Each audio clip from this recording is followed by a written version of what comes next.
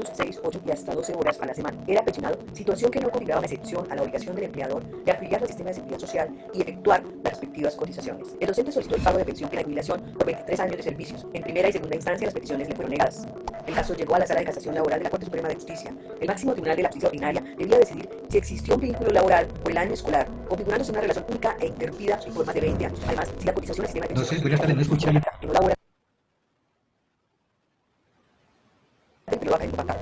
A juicio de la Sala de Casación Laboral, las instituciones del educación superior no están obligadas a mantener la afiliación de los profesores de la cátedra durante los interregnos o periodos intersemestrales en los que no existe relación Buenas tardes, no se escucha bien, se escucha bien recortado. los profesores de la cátedra durante la vigencia de la relación laboral por los tiempos que el periodo académico para el cual son contratados, más no por los tiempos en que no hay prestación efectiva del servicio, y sobre una base en un caso inferior a un salario mínimo legal mensual vigente por cada mes, así el número de horas sea de baja intensidad. En consecuencia, Juan David, Doctor. cancelemos esos dos videos, porfa, Sí, señor. y coloquemos en el chat los links. Sí, porfa. lastimosamente no hay buena conexión, no se escucha bien los videos, entonces ya enseguida les voy a poner esos dos enlaces de Facebook para que ustedes lo puedan consultar. Entonces, en ese sentido, doctor Jaro, le doy paso para que continúe con esta sesión. Adelante. Bueno, muy buenas tardes a todos. Por favor, si tienen alguna pregunta o alguna duda con relación a lo que veníamos tratando, me van diciendo. Acuérdense que tienen toda la posibilidad de interactuar. ¿Listo? Doctor, ya le habilité para que proyecte su presentación. Yo ya la estoy aquí proyectando. No sé si la están viendo. No, señor, yo no se la veo. No, señor. Hola.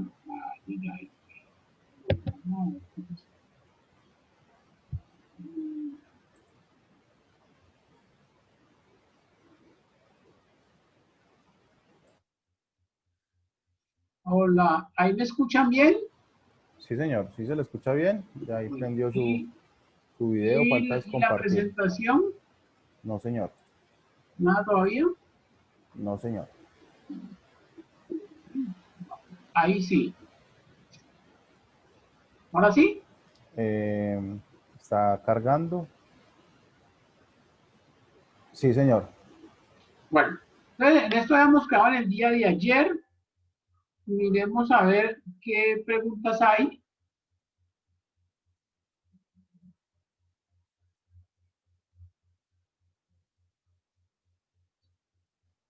Doctor Harold, una pregunta, una duda que tengo con respecto a los trabajadores del campo.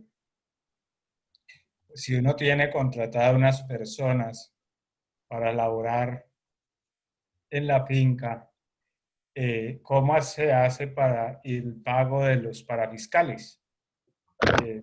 Cuando esta gente no está acostumbrada a que se le deduzcan esos pagos. Bueno,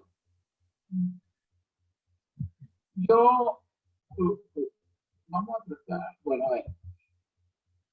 Aquí tienes que tener en cuenta dos cosas. No es que no estén acostumbradas ni que no les guste, sino que las condiciones laborales son de aplicación inmediata y son de obligatorio cumplimiento. Entonces yo no sabría en qué caso específico tú me puedes decir, porque si tú vas a Hacienda Niza o Hacienda cualquiera de las que tenés ahí cerquita de Cartago, pues yo no entiendo si allá no les piden estas obligaciones. Lo que pasa es que a veces uno se pone un poquito más suave para no cumplir la normatividad. También hay que entender que la normatividad a veces es difícil de aplicar y por eso es que hay normas flexibles a la seguridad social. Les hablaba yo en la clase anterior de la ley piso o del aporte por semanas, pero en todos los casos que tengas un contrato de trabajo es de obligatorio cumplimiento, no es voluntario si se afilian o no se afilian a la seguridad social, porque es una carga del empleador. Y el empleador en ningún caso podrá tener por excusa que la persona no se afilió, no se reportaba. También hay modalidades de contrato. Si tú vas a tener un contrato en el campo, que es pancoger o es de cosecha, o que no viene sin un día de destajo o por jornal, pues en esos casos le tenemos que aplicar la normatividad que esté vigente en el momento. Pero si ya es un trabajador con vocación de permanencia y con vocación de servicio y de estabilidad, no tenés ninguna excusa para no afiliar. Entonces, en el link les voy a dejar 2 videos de lo que hablábamos en la clase anterior. Uno de precisamente el contrato de la Universidad EAFI y otro el contrato de la señora del tiempo, para que lo escuchen, y ahí mismo les dejo el link de la sala laboral de la Corte Suprema de Justicia, que todos los días está montando un video de mucha actividad con el propósito que nosotros nos podamos ir guiando de esos apartes. Ayer, por ejemplo, que me hacían la pregunta con lo de Cartago del municipio, o recordaba yo un caso que tuvimos donde se demandaron 120 profesores de la Universidad del Valle Hora Cátedra.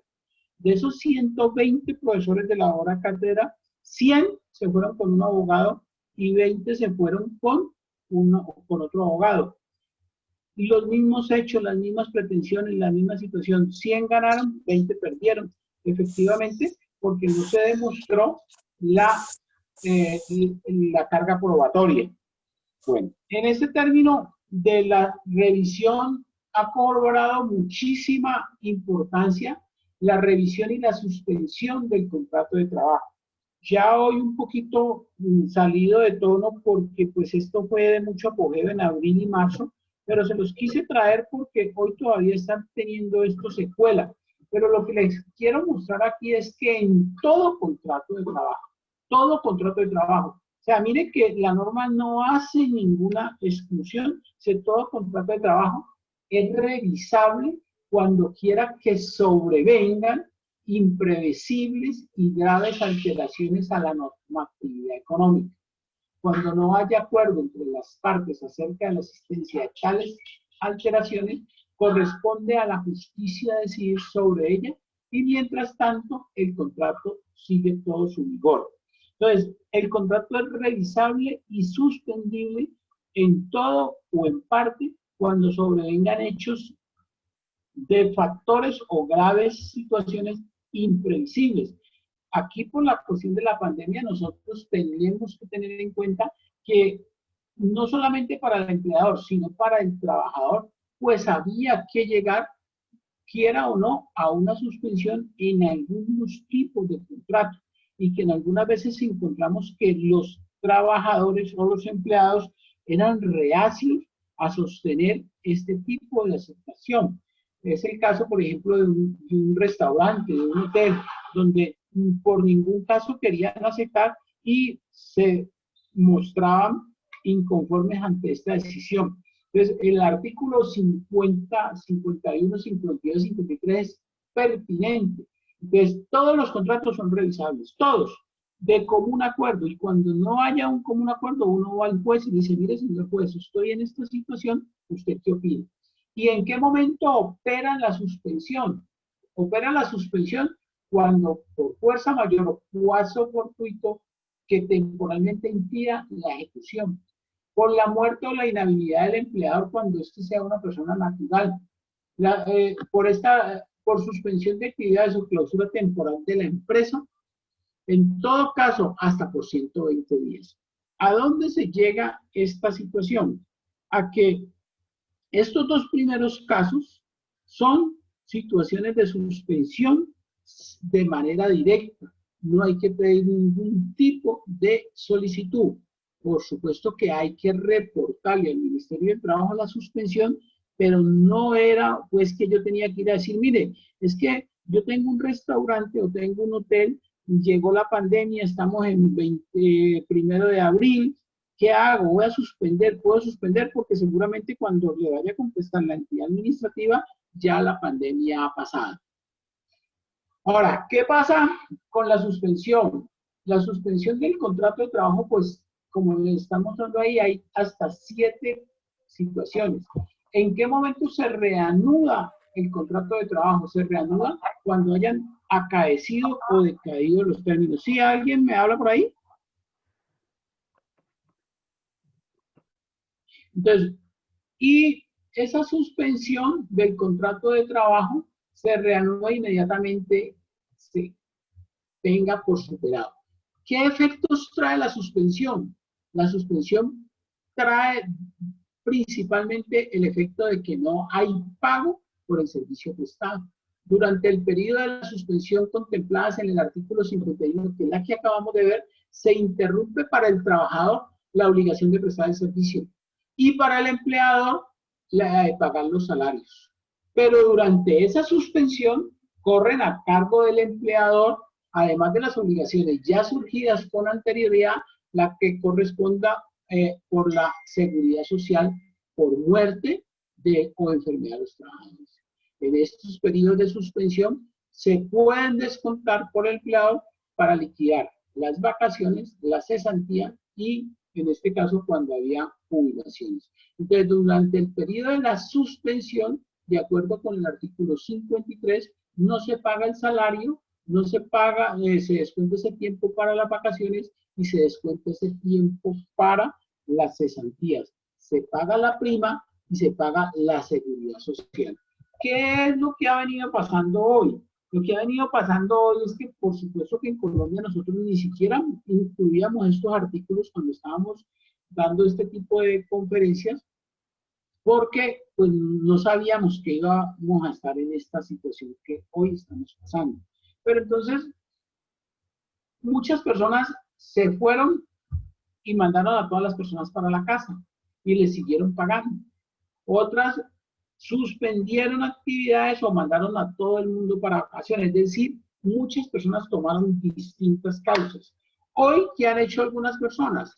Hoy han hecho algunas personas que les están descontando o ese dinero que se pagaron allá en esos meses o les están diciendo que eso fue de periodo de vacaciones. Ahí que realmente hay que tener en cuenta pues un punto de equidad y un punto de comprensión para las dos partes, pero en cualquier caso es absolutamente prohibido que hoy le vaya a imponer a que le devuelva los salarios que por una u otra razón le pagó en ese momento.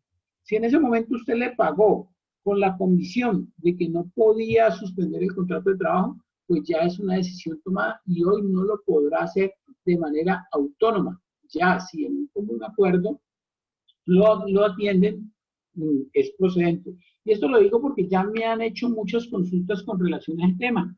Hubo en el momento de la pandemia mucha crisis, mucho error, entonces las personas dijeron, váyanse para su casa y les siguieron pagando, Hablo del sector privado, porque en el público, ustedes ven que los juzgados desde marzo están en las casas y les está llegando el cheque a la cuenta del banco como si nada hubiera pasado. Pero en el sector privado muchos no les pagaron, otros les suspendieron los contratos, otros los mandaron a vacaciones, u otros les pagaron los primeros días y hoy les están descontando ese dinero o les están diciendo que esas fueron las vacaciones anticipadas de 3 o 4 años. Cualquiera que sean estas normas, pues se salen de la normatividad y pueden generar riesgo. ¿Alguna pregunta? Bueno, hay otro tipo de contratos y aquí era donde yo quería llegarles. Yo primero les di la motivación de lo que son los contratos de prestación de servicios, los contratos laborales, para que entendiéramos muy bien qué es un contrato de trabajo y entendiéramos muy bien cuáles son los elementos sustanciales del contrato de trabajo. Por eso yo lo hago con el triángulo, de tal forma que cuando nosotros veamos que tenemos un triángulo, ahí hay un contrato de trabajo. Cuando por cualquier motivo nosotros le podamos quitar un lado a ese triángulo, pues deja de ser triángulo y ahí no habrá contrato de trabajo.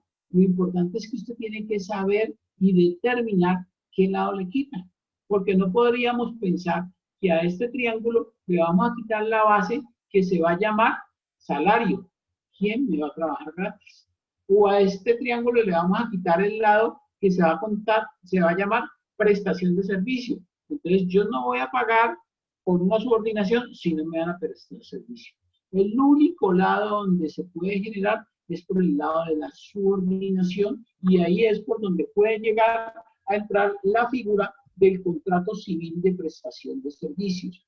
Esto muy conocido, digamos, en el sector salud, sin abusar. Son muchas las demandas que han perdido las instituciones de salud, sobre todo cuando vinculan a los médicos mediante contratos de prestación de servicio, pero les ponen unas cargas laborales. Y cuando hablo de los médicos, estoy hablando básicamente de los médicos generales, porque los médicos especialistas, muchos se pueden encontrar que realmente allí hay una prestación profesional o un contrato de prestación de servicio. Pero en algunos casos, como en el caso de las enfermeras, pues no está de bien que se hagan contratos de prestación de servicio cuando una enfermera es de la naturaleza del servicio que se presta, o en la parte pública o oficial, por expresa disposición de la Ley 80, artículo 32, en una entidad del Estado no se podrán contratar por prestación de servicio labores inherentes al objeto social o al objeto de la empresa, siempre y cuando existan personas en la entidad. Es decir, ese artículo 32 solo se facilita para actividades sustancialmente distintas del objeto social, pero si uno va a ver la generalidad, ha llevado a que esto se convierta en una ventana por donde todas las personas se intentan salir. Eso hoy, por ejemplo, les acabo de citar un caso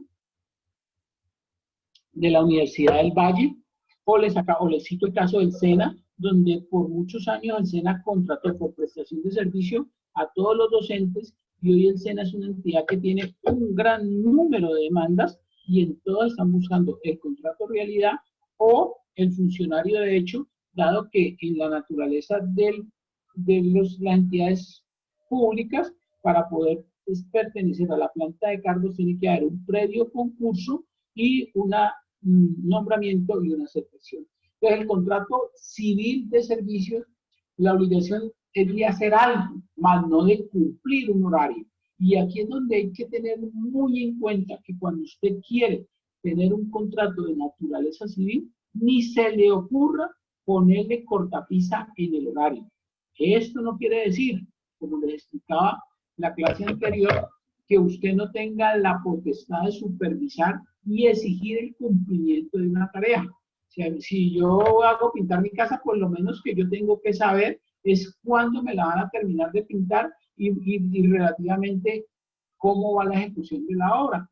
Entonces, normalmente en este tipo de personas van cuando quieren o hacen una tarea, pero en lo posible no exigir el cumplimiento de un horario, ni tener una subordinación permanente, aunque en los dos casos obviamente hay una remuneración. Entonces miramos que en el contrato de prestación de servicio, la naturaleza tiene más a la independencia que a una dependencia. Pero es que hay unas labores donde realmente es imposible hacer un contrato de prestación de servicio. En estos días, por ejemplo, me leía una sentencia donde me causó bastante curiosidad, porque en la mayoría de los casos el revisor fiscal o el contador, yo no sé si aquí hay contadores o revisores fiscales, el revisor fiscal y el contador normalmente le pagan por prestación de servicio.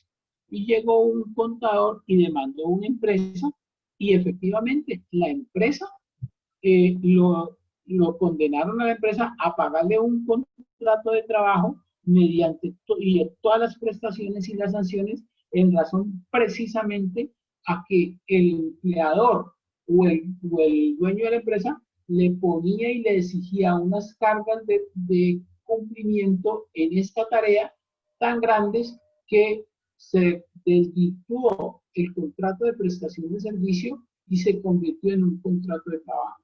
¿Y qué hacía el señor?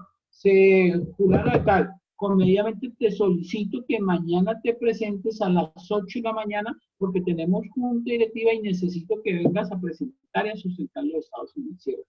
Seguramente esa es una de las labores del contrato de prestación de servicio, pero en la medida que empezó a hacerla con esa esa forma tan rigurosa, pues la Corte consideró que ahí se había roto el contrato de prestación de servicios y había llegado a un estado tal de subordinación porque se rompió esta parte.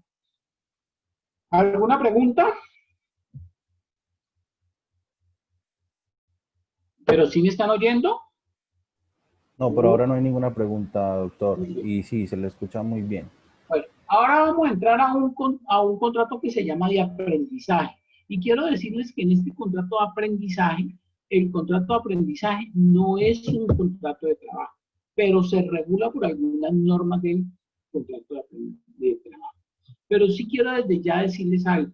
El hecho de que el contrato de aprendizaje no sea un contrato de trabajo no significa que el empleador no tenga una serie de causas y responsabilidades.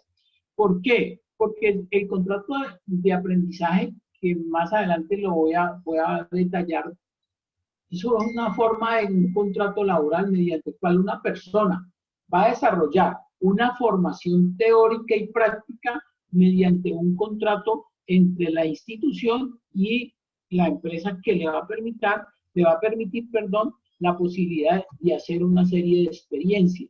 Entonces, en estos casos está completamente regulado y está completamente evidenciado. ¿Para qué? Para que mediante unas etapas que se va a llamar electiva, le empiecen a ir pagando hasta llegar a un 75% y llegar a un 100%. Aquí realmente, ¿qué es lo que yo quiero dejar planteado en este contrato de aprendizaje? Y es que en todos los casos, el empleador o el dueño de la empresa tiene que tener mucha vigilancia y control con los riesgos de la seguridad social. Y se lo digo ¿por qué? Porque existió un accidente de un aprendiz dentro de las instalaciones de la empresa. ¿Y cuál sería la respuesta? La respuesta es que condenaron a la empresa por un accidente laboral en un aprendiz, dado que la empresa ni le exigió ni lo formó para la protección de un riesgo inherente a la empresa. Entonces yo les cuento lo que puede pasar en alguna de las actividades. Supóngase que usted tenga una empresa agropecuaria, supóngase que usted tenga una empresa industrial, supóngase que usted tenga una empresa, desafortunadamente no conozco los ejemplos sociales de ustedes para ponerle ejemplos reales, pero como me hablaron de una empresa agropecuaria, entonces yo tengo una empresa agropecuaria y resulta que allá tengo toros, tengo toros bravos, tengo animales, tengo abejas, tengo cantidad de abejas. Entonces estoy haciendo producción de miel y llega el aprendiz, viene del SENA con mucha motivación, con mucha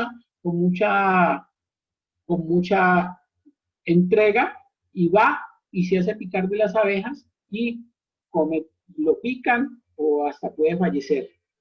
¿Habrá responsabilidad del empleador? Claro que sí hay responsabilidad del empleador. Primero, porque a pesar de que era un riesgo inherente, le faltó prudencia tanto al empleador como al aprendiz. Pero quien tenía la experticia para esto era el empleador, que primero tenía que haber dado todo su vestido calzado para protegerse e indicarle cuáles eran los riesgos que tenía. La Corte en eso fue enfática y sancionó al empleador por las omisiones que tuvo ante ese instructor o ante esa inducción que le tenía que dar en formación al aprendiz para efectos de adquirir la destreza en esa profesión oficio. Y el contrato ocasional, acordémonos que el contrato ocasional o transitorio, como lo decíamos ayer, es el que se hace para realizar actividades distintas al objeto social y que en su mayoría del tiempo no puede durar más de un mes, pero que en todos los casos hay que tener los riesgos protegidos. Y ayer me acuerdo en ese momentico, una situación que pasó y que se las cuento para que miren hasta dónde alcanza a llegar uno con estos contratos. En un municipio hay un niño pequeño de 10 años más o menos, de esos niños bien pilosos, y el niño era acólito en la iglesia del pueblo. Entonces el niño era para todo, se ponía esa túnica blanca, no sé cómo se llama ello, y salía para un lado, salía para el otro, y tocaba las campanas, recogía la limosna, iba y así le traía los implementos al sacerdote, hacía todo. En una de esas situaciones el niño se sube al campanario a tocar las campanas para llamar a misa, se cae el campanario y el niño fallece. ¿Ustedes creen que hay alguna responsabilidad para el padre? ¿Cree que hay para el sacerdote? ¿Cree que hay alguna responsabilidad para la iglesia? ¿Creen ustedes que hay alguna responsabilidad para la diócesis? ¿Alguien se atreve a opinar? Hola. Doctor, pues si no había, primero que todo, el menor debería tener un permiso de los padres para hacer esa actividad, creo yo. Y si no lo tenía, la iglesia sí tiene, para mi concepto, sí tiene responsabilidad. Y supóngase que tuviera permiso del papá.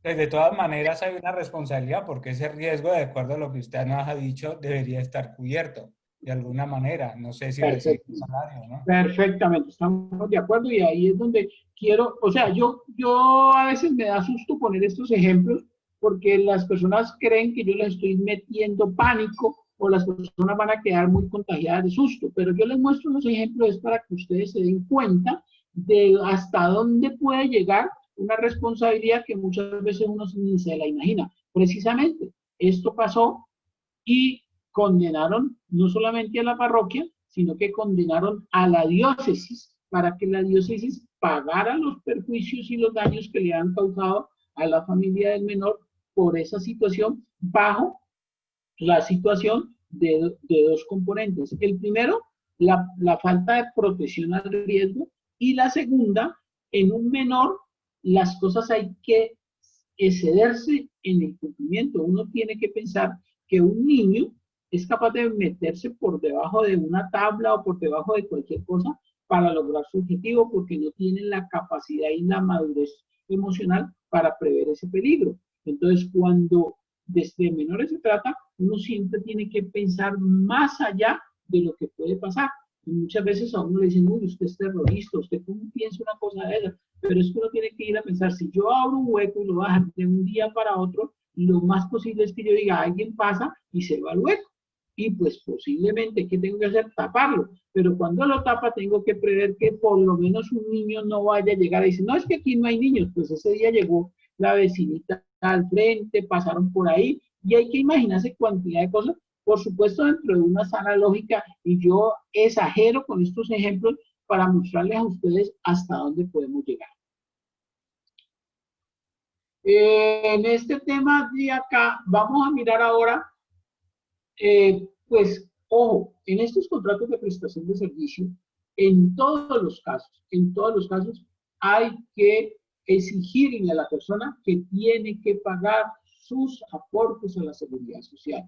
Nosotros tenemos que, para poder ingresar, para poder que la persona ingrese a nuestras instalaciones, debe mostrarme los aportes a la seguridad social para yo poder tener una tranquilidad y poder tener un beneficio, porque en el momento que haya un siniestro, yo soy solidariamente responsable de ese siniestro por omisión o por falta de advertencia en estos casos. Pero cuando a mí me muestran que tengo el riesgo de pensión, tengo el riesgo de salud, tengo el ARL de acuerdo al riesgo, yo no voy a tener ningún problema si desafortunadamente ocurre un accidente porque sé que está atendido ese riesgo. Ah, que ya me puedan vincular por una u otra razón, sí, pero me atenúan por lo menos estos casos si estoy en un contrato de prestación de servicio.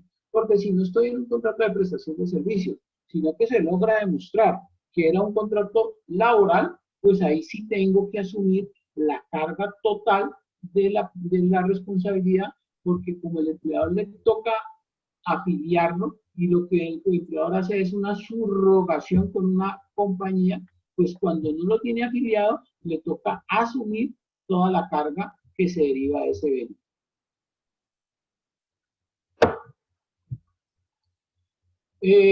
Aquí les mostró ya. ¿Sí? ¿Quieren ustedes? ¿Sí? Hola. Chao. Hola, ¿me hablan? Hola, hola. ¿No? Se les abrió de pronto el micrófono. No hay preguntas. ¿Alguna pregunta? Aquí les muestro como de manera resumida la normatividad que hay en el contrato de aprendizaje. Recordemos, esto es una finalidad, es la formación y las ocupaciones a que se refiere la ley 789. La subordinación es exclusivamente una actividad de aprendizaje. Casi que el empleador, entre comillas, se vuelve el maestro y es una formación que requiere, no hay salario, pero hay un apoyo económico de sostenimiento. Aquí tenemos que tener en cuenta que para los médicos sí hay una ley que determina la ley de la pasantía o del internado, porque los médicos venían manejando este tipo de contrato, digamos, de manera medio indirecta, y hasta que salió una norma que dijo, no, los médicos tienen un contrato de interno. Acuérdense que los médicos para poderse graduar como médicos tienen que ir a hacer un internado, pero ellos tienen una contratación especial que se trata de una remuneración. Y aquí determinamos que cuando está en la primera fase hasta el 50%, y y más adelante se le paga el 75% hasta llegar a un 100%. Y la seguridad social a lo que debe estar protegido en aprendiz. Como reitero, esta norma, estas diapositivas se les entregarán a cada uno de ustedes o como dijo Juan David, lo vamos a colocar en la página. Este es el salario. Hay que entender qué es salario. Salario es lo que le pagan a usted por hacer una determinada tarea. Como dice este artículo que define qué es el salario. Salario es toda la remuneración fija y ordinaria que recibe una persona por hacer una determinada labor. Convénzase que a nadie le pagan por no hacer nada. O bueno, desde ya me adelanto una diapositiva. Si la persona no puede trabajar por culpa suya, usted le tiene que pagar el salario. Y ya lo vamos a explicar. Entonces, ese salario puede ser variable, puede haber un salario básico y ojo con esto, que hay unos elementos que son parte del salario. ¿Cómo? Como cuando hay viáticos permanentes. Cuando hay viáticos permanentes, ese valor de viáticos permanentes se convierte en salario. Pero cuando hay viáticos ocasionales o propinas, no son parte del salario. Entonces, ¿qué es lo que pasa aquí? Es salario todo lo que usted le pague al trabajador por prestar un servicio. No es salario lo que usted le pague al trabajador para desarrollar algunas actividades necesarias en el trabajo. Entonces, pues no es salario cuando usted le tiene que pagar al trabajador por el desplazamiento o los peajes o la gasolina que tanquea para poder desarrollar el servicio. ¿Qué es lo que ha pasado? Lo que ha pasado es que en muchas oportunidades se ha tratado de vulnerar la ley o se ha tratado de burlar la ley. Entonces le dicen a una persona, le dice, yo le voy a contratar a usted por 2.500.000, de los cuales 1.500.000 son el salario y 1.000.000 de pesos yo le voy a dar por los gastos de representación, movilización, sostenimiento, alimentación, y eso no es salario. Pero cuando uno va a entrar a hacer un análisis de ese salario, encuentra que pues la única razón que estaban haciendo allí era desdibujando el ingreso del salario. ¿Y para qué? Para no pagar el valor completo de las prestaciones sociales, o para disminuir los aportes a la seguridad social o los aportes a las entidades que tengan que ser. Entonces, ya en un momento que se encuentre ante una disputa jurídica, con toda seguridad, si no tiene un buen acervo probatorio, pues van a demostrar que ese $1.000.000 adicional era salario y como tal, pues le irá a tocar pagar toda la reliquidación de las prestaciones y los menores valores que dejó pagar en todos los conceptos, sobre todo cuando de liquidación se trata. Yo conocí un caso, por eso siempre hay que mirar cómo estamos en los gloriosos y cómo estamos en los dolorosos. Había un señor que tenía un salario de 5 millones de pesos, era un salario pues relativamente alto. El señor, entre el empleado y el empleador, convinieron, entre comillas, que para no hacer tanto aporte a la seguridad social, fijaran como salario 2,5 millones y que como otras consideraciones los otros 2,5 millones. Y eso se fue así. Un día cualquiera, el señor tuvo un accidente y en ese accidente quedó con una invalidez permanente. Cuando fue y presentaron los documentos, la ARL le pagó por el accidente el equivalente a los 2,5 millones que se había reportado. E inmediatamente el señor, como debía esperarse, reclamó y el empleado dijo, acuérdate lo que tú me dijiste, acuérdate lo que me propusiste, que hiciéramos eso por 2 millones para yo ahorrarme una plata y para que tú te ahorraras otra plata, porque tú cuando ibas al copago te cobraban no sé cuánto, tal. El señor dijo, pero es que ahora yo no puedo vivir con 2,5 millones porque yo me ganaba las 5. No se pudieron poner de acuerdo, se fueron ante un juez. ¿Ustedes qué creen que dijo el juez? Oigo. Intervenciones. ¿No dijo nada? Hay 29 participantes. ¿O será que solo, me dejaron solo las cámaras? Hola. Ninguno me escucha. Que tenía que pagarle la indemnización al empleador, al empleado. El empleador debía pagarle todo de completo sobre los 5 millones de pesos. Así es.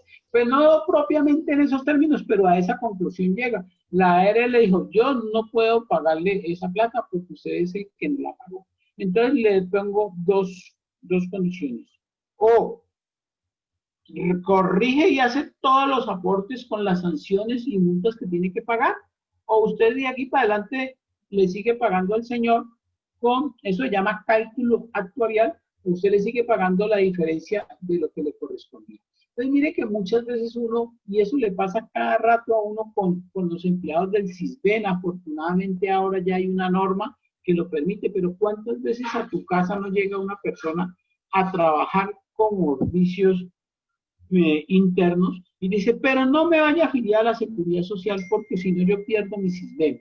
Y entonces usted, bajo esa premisa, no le tiene ninguna protección y el día que hay un percance, pues ese día usted va a tener una dificultad. La norma ha permitido que usted pueda tener esas personas afiliadas por semanas o ahora con la ley que empieza a regir el próximo año usted puede tener, pero en último usted lo mínimo que le debe tener a esta persona son los riesgos de ARL, porque el día que esa persona tenga un accidente, usted va a tener bastante dificultad. Y se lo digo a título doméstico, para que usted entienda que lo que pasa en su casa puede pasar en cualquier empresa o en cualquier escenario. Entonces, este salario es de esta naturaleza y hay una cosa que es el salario mínimo mensual legal vigente, que hoy vale 877,803 y que, como decía el padre Hurtado Galvis, nadie en Colombia puede ganar menos del salario mínimo cuando haga una jornada completa. Esto significa que si usted trabaja una jornada completa, no puede ganar menos del salario mínimo. Ahora, si usted trabaja medio tiempo, pues le pagan medio salario mínimo. Si usted trabaja 24 horas o 10 horas, Todo es en proporción al salario mínimo que ahora le voy a entregar las normas. Pero a lo que hago referencia es que ninguna persona en Colombia puede ganar menos del salario mínimo. Entonces, a uno encuentra muchas veces y con toda la razón del mundo, comerciantes que dicen, ¿yo cómo hago para pagar el salario mínimo? Es que relativamente no me alcanza. Pues si no le alcanza el salario mínimo y usted va a hacer alguna situación, recuerde que el día que le reclamen, usted tendrá que reajustar ese salario. Pero no se le olvide de las 6 primeras preguntas que yo le hice cuando empezamos esta conferencia. ¿Qué pasaba si fuera usted el trabajador? ¿Qué pasa si usted está trabajando y qué pasa si está trabajando para usted? Ahí ustedes van a encontrar, siempre que tengan una diferencia, pregunten qué pasaría si usted estuviera en ese lado y qué pasaría si yo estuviera en el otro. Porque muchas veces los comerciantes no tienen cómo pagar el salario mínimo y eso nosotros lo entendemos. Pero son los comerciantes los que quieren abrir un almacén a las 8 de la mañana cuando no venden absolutamente nada. Si usted no vende absolutamente nada y si está demostrado que usted en su establecimiento de comercio de 8 a 9 no vende, ¿para qué abre su almacén a las 8 de la mañana? Pues sígalo abriendo a las 9, entonces hágale un contrato de tiempo parcial a su empleado para poder que se le ajuste su capacidad. Pero también son idénticos, no sé cómo opere por allá, pero que a las 12 en punto tienen que cerrar el almacén. Pero a las 12 es donde llega las gentes a comprar. Entonces, más bien haga un contrato de tiempo parcial donde el almacén lo abran a las 9 o a las 10 de la mañana y lo cierran a la 1, vuelven y lo abren a las 3 y lo cierran a las 7 de la noche. Pero en todos los casos, le dice, por favor, que estoy dictando una conferencia. Bueno, se nos disparó por ahí un teléfono. Listo. Entonces, por el contenido, la forma, el salario se paga en dinero o se paga en especie. Pero solo en especie se puede pagar hasta el 50% cuando el salario es superior al mínimo. Si el salario es igual al mínimo, el salario en especie no puede ser superior al 30%. Entonces el salario puede ser en dinero o en especie. Y cuando es en dinero, usted lo puede terminar como jornal, si usted lo va a pagar por días, o como sueldo, si usted lo va a pagar por quincenas o por meses.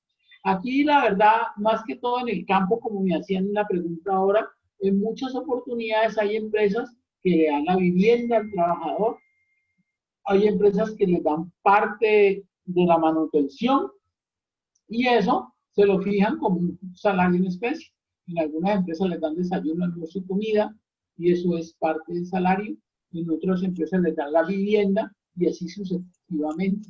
Esos dineros, esos salarios, es muy bueno que siempre queden cuantificados, porque si no quedan cuantificados puede tener un riesgo el empleador. Es que yo vivía en la casa, a mí me daban desayuno, almuerzo y comida y yo me ganaba el mínimo. Luego, con ese factor en especie, mi dinero puede aumentar a tantos pesos. Por la duración o la hora es por unidad de tiempo, por unidad de obra, a destajo o a tarea. Estas denominaciones, a destajo o por tarea, normalmente son actividades muy agrícolas o industriales. Sobre todo en el campo, uno puede contratar cuánto me cobra por hacerme un cerco, cuánto me cobra por hacerme un alambrado, cuánto me cobra usted por sembrarme tantas matas, es decir, una determinada actividad o determinada cosecha. Por obra, mucho en la construcción, a cómo me pega ladrillo, a cómo me hace cimiento cícloide, a cómo me hace columna, a cómo me hace obra blanca. También en la parte industrial se puede hacer cuando se hacen actividades en ciclo. Doctor, Sí. perdón, le interrumpo. No, Por aquí tenemos una pregunta en el chat. No recuerdo si usted de pronto dio respuesta. No, yo creo que las preguntas es mejor que me las hagan a viva voz porque pues se me enreda lo del chat, pero dígame. Bueno, aquí yo se la voy a leer. La señora Luz López. ¿Qué tipo de contrato puede hacer una empresa extranjera que quiere emplear personal en Colombia para prestar servicios? Es un call center. Bueno, en 2 o 3 láminas vamos a ver los contratos extranjeros, pero las normas de empresas extranjeras las tiene que hacer con normatividad colombiana. Y en todos los casos tiene que tener el cumplimiento de la norma colombiana. Si el call center, o como usted lo denomine, va a tener una relación laboral, la tiene que hacer laboral. Hace demasiados años, yo creo que ninguno de nosotros habíamos nacido cuando llegó, pues en esa época, la Coca-Cola, por ponerle algún ejemplo, pues era una empresa multinacional y esos contratos tuvieron que empezar a regirse por la normatividad colombiana. Después se convirtió en Antioqueña de Inversiones y pues ya queda una empresa, digamos, nacional. Pero en la normatividad se hace con normatividad colombiana. Ahora, cuando contratan a un colombiano para irse al exterior, ya la normatividad, y que digamos desde aquí por teletrabajo usted puede estar trabajando en el exterior, la normatividad es de allá. Entonces queda claro esta unidad de pago, usted le puede pagar por unidad. Me imagino que en Cartago son muy dados a cómo me borda camisa, a cómo me hace manga, a cómo me hace XY, eso es por obra o tarea o por unidad. ¿Cuánto me cobra usted por hacerme un vestido? Eso es de acuerdo a esa cantidad de obra o producción.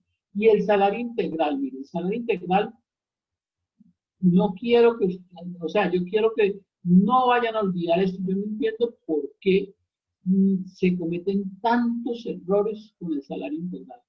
Y se cometen unos errores que muchas veces uno hasta con pasión le da a uno de ver la ingenuidad de las personas. O sea, el salario integral es única y exclusivamente cuando se ganan más de 10 salarios mínimos mensuales legales vigentes más un factor prestacional que es más el 30%. Es decir, que, discúlpenme un minuto, discúlpenme.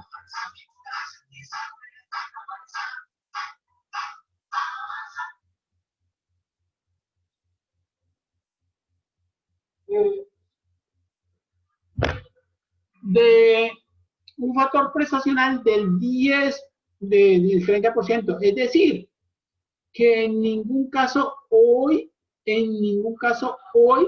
una persona que gane salario integral puede ganar menos de 10.765.508. Yo no sé, yo creo que sí se los conté, pero el martes les contaba, la señora que contrataron por 15 millones de pesos, pero no tuvieron en cuenta que para poder usted ganar salario integral, además de que sea más de 10 salarios mínimos mensuales vigentes y el 30% de factor prestacional, debe quedar por escrito. Yo he conocido 2 casos que me ha dolido en el alma esta cosita. Y es un caso de un proceso que yo lo llevé y yo trataba de decirle al empleado que no lo hiciera, pero él lo hizo. Y es que contrató y el señor, el empleador, era un señor exageradamente bueno y bondadoso, lo contrató como por 6 millones de pesos y le dijo, vea, 6 millones de pesos, pero yo le voy a pagar, cada mes le voy a pagar las prestaciones sociales, porque yo no quiero que cuando termine este contrato yo vaya a tener dificultad económica y yo no vaya a tener cómo pagarle estas prestaciones. Y el señor cada mes le pagaba el sueldo y le pagaba la proporción de las prestaciones sociales. Cuando se terminó el contrato, por alguna razón, el señor lo demandó por las prestaciones sociales. El señor le dijo, venga, pero yo ya le pagué. Dijo, sí, pero usted no me las podía pagar porque me las tenía que pagar al terminar el contrato. Y el que paga mal, paga 2 veces. Artículo 234 y artículo 267 del Código Sustantivo del Trabajo. Inclusive yo le decía, mire, si usted tenía esa vocación de bondad, pues cada mes, en vez de entregarle la plata al trabajador, vaya, haga una cédula de capitalización, eche eso a una alcancía, llévelo a una cédula, a una cuenta bancaria, a donde usted quiera, pero no hagan eso. O sea, yo a veces no he podido entender qué está pensando una persona cuando hace un error de este tipo.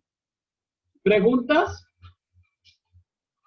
Entonces ya vemos, ojo, el salario, ya esto lo dije, el salario mínimo es irrenunciable, Yo le puedo firmar, como decía un elocuente expresidente, le puedo firmar en mármol que yo acepto trabajar con usted por menos del salario mínimo. Y ese mármol, como los impuestos de ese expresidente, se borraron. Y si usted me trae la placa de mármol aquí puesta de que yo le dije que iba a trabajar, yo le digo, eso se tiene por no escrito porque estamos en una norma de trabajo que es de orden público y que son derechos irrenunciables. Entonces, eso no se puede. Ahora, a trabajo igual, salario igual. Yo les tenía una tarea para hoy. ¿Quién leyó los artículos que les dije? Vamos a ver, vamos a motivar aquí, vamos a hacer una preguntita aquí al azar a ver si se gana el valor. Vamos a ver. Bueno, Luz López, ¿qué entiende en ese artículo 25? Luz López sí vino. Luz López sí vino a las 2. Nada. Alberto Durán, pues. Tampoco. Amparo Grajales.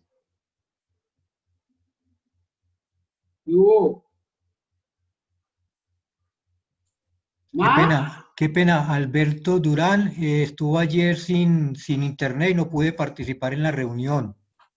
Ayer no, o sea, fue el martes. El martes, perdón, el martes. Yo le avisé a Juan David. Perdonado, vaya a misa el domingo, por favor. Y Luz y Amparo también estaba sin internet. Amparo o Andrea Paloma. Hola. Yo solo leí, doctor, qué pena. Cuénteme. No se te escuchó bien, Amparo. Que yo no los leí. Qué pena con usted, no hay doctor. Ningún problema, no. Tranquila. Andrea Paloma. Hola. ¿Se me quedó dormida? No. Astrid. ¿Cómo así? ¿No están? Imposible. Hay que tener en cuenta eso, Juan David, para la asistencia. Qué pena, es que voy manejando, pero no leí los artículos tampoco. Ojo, mucho cuidado, apague ese. Listo, Betsy. Vargas. Oiga, son como indisciplinaditos los cartagüeños. Juan David que me ha hablado también de ustedes, hombre, y Olga Liliana estaba felices con ustedes. Doctor, al parecer no hicieron la tareita. Olga Liliana me habló, pero bellezas del cumplimiento de ustedes. Bueno, vamos a ver, les voy a dar revancha. ¿Alguien voluntariamente lo leyó? Como para ir más rápido. Ni Juan David, vea. Bueno, entonces vamos a hacer. Bueno. Doctor. ¿Sí? Pues yo leí una pequeña leída donde dice pues que el trabajo es el derecho fundamental y pues a lo que entendí es que debe ser un pago digno y que el Estado debe garantizar esos pagos, esos derechos legales. Bueno, vea, Juan David, de una vez le digo, las tres preguntas que me tocan al examen, las tres preguntas del examen mío que usted tiene que hacer ahí al módulo, los lleva esas tres preguntas. ¿Listo? Irrenunciabilidad. El salario no se puede renunciar, no se puede ceder. El trabajo gratuito no se puede hacer. Ojo, nada de eso. Nada que es que viene mi mujer a cobrar el sueldo mío, nada. Nada que es que yo mando a mi hijo, nada. Que es que hay unos empleadores, a mí por eso me gusta tanto hacer estas capacitaciones de manera presencial. Perdón, Perdón, Harold, ¿Qué hubo? se devuelve por favor en la imagen anterior, que es que está adelantado. Tranquilo. No, voy bien. Alberto, voy bien. No, usted Vamos está a ver. hablando de la irremunerable, o sea que yo estoy viendo aquí pagos no constitutivos de salario. Sí, Le toca devolverse. no. Vamos a ver. Ah, Esta es no, la primera. Esta es la primera. ¿Cierto? Ahí está en clases de Esta es la salario, segunda. ¿Listo? ahí. Ah, no, la quitó. la anterior. La anterior. Sí. Esta. Ahí sí está bien. Bueno, ya esta la explicamos, ¿vale? ¿Cierto? Esta ya la expliqué. Sin embargo, doctor, yo quiero Sí, aprovechar señor. aquí este espacio para comentar a los participantes de que una vez finalicemos este módulo, esta presentación y demás documentos que el doctor Harold nos comparta, los voy a cargar en la página de la Cámara de Comercio, donde estoy cargando las memorias, y las grabaciones de estas sesiones las cargaremos a nuestro canal de YouTube. ¿Listo? Para que estén entonces allí muy pendientes al finalizar este módulo y puedan hacer las respectivas consultas. Muy bien. Gracias, Juan David. Muy amable a todos y qué bueno al final también verle la cara a todos, uno hacer una, porque me gusta mucho ver las caras y me gusta mucho conocer las personas, porque esto queda uno con un canal de información. Tenga la plena seguridad que ustedes más adelante van a tener alguna duda de estas y se acuerdan, ahí está mi teléfono, ahí está mi base de datos, o Juan David o la doctora Diana les indica y lo sacamos de cualquier apuro. Entonces acordémonos, el salario no se puede renunciar, no se puede ceder, hay que pagarlo personalmente. Entonces, ¿por qué decía yo esto? Porque en muchas oportunidades, gracias Alberto, en muchas oportunidades uno encuentra que los empleadores se vuelven como los papás de los trabajadores. Y entonces hasta lo regañan y se lleva tanta la les dice, vea, le voy a mandar de este que es su salario, le voy a mandar a su esposa para que compre el mercado. Y le voy a sacar tanto para que pague tal cosa. Y a usted no le entrego sino esto para que usted viva. Pues eso tiene un factor familiar y sentimental excelente. Mejor dicho, mejor no podría haber sido. Pero está prohibido. Está prohibido. Y el día que empiecen los dolorosos, se va a ver abocado a una dificultad. El salario, esto era lo que les decía, cuando la persona, por causas externas o por culpas atribuibles al empleado, no puede prestar el servicio, el salario se lo deben de pagar. ¿Cómo así? No, pues que es que empezó a caer un aguacero inmenso y yo tenía que ir a coger algodón y yo tenía que ir a coger productos. Yo no pude trabajar por una causa distinta, por lo tanto el salario a mí me lo tienen que pagar. Yo no pude hoy trabajar porque es que yo tenía que hacer un muro y por el empleador no me trajo el cemento, no me trajo la arena y yo no pude trabajar, pues me tiene que pagar el día.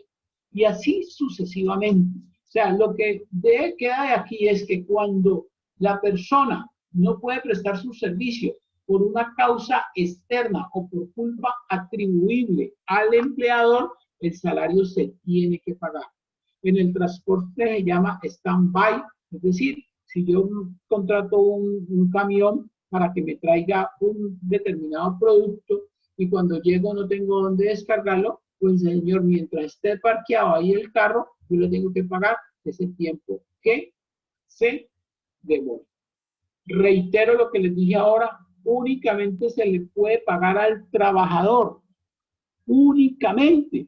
No pueden pagarle a persona distinta a menos que venga con una autorización especial. Acordémonos aquí, tenemos que ir empezando a meter en estos cuentos. Esas autorizaciones especiales no tiene que ir a hacerla autenticar y toda esa serie de cosas que hacen nosotros nos volvemos más papistas que el Papa. Sencillamente es una autorización donde usted medianamente tenga certeza de que la hizo un trabajador, de que la hizo de manera libre, de que la hizo de manera espontánea, que esa es su firma, y si usted tiene mucha desconfianza, que se la traigan personalmente y que le pongan la huella. Pero es que hoy, digamos hoy, así rápidamente y genéricamente, casi que las autenticaciones y las presentaciones personales desaparecieron. Hoy ni siquiera para un poder a iniciar un trámite en un juzgado se requiere presentación personal de un poder. Sencillamente con que usted lo mande por un correo electrónico, con eso se satisface. Pero nosotros, todo es, vaya, sáqueme la fotocopia, vaya, tráigame su autenticado, vaya, tal. Empezamos como a pensar que en todo momento va a haber mentira o va a haber fraude, ¿no? Sencillamente con que usted tenga la certeza de que eso es así. Se prohíben los descuentos no autorizados por la ley. Ojo, los descuentos no autorizados por la ley son prohibidos. Pues es que la norma dice, la ley autoriza algunos descuentos. Los que la ley no autoriza, lo que no está permitido está prohibido. Porque en muchas empresas dicen, usted quebró el vidrio, me lo paga y se lo descuentan del salario. Ah, quebró el computador, me lo paga y se lo descuentan del salario. Usted quebró, rompió el machete, me lo paga, se lo descuentan de la nómina. Seguramente el señor si le hace un daño, usted se lo tiene que pagar, claro, pero no se lo puede descontar del salario, y si se lo va a descontar del salario, tiene que haber todo un proceso disciplinario, todo un proceso donde se demuestre por qué el trabajador no está expuesto a ese tipo de descuento. Eso se hace mucho, inclusive uno se queda muy aterrado en el sistema financiero cuando un cajero se descuadra, inmediatamente se lo descargan y le hacen un crédito y él le descuentan de su salario. Pero pues hay algunas situaciones que son prohibidas. Cuando hay embargos, los embargos son de obligatorio cumplimiento.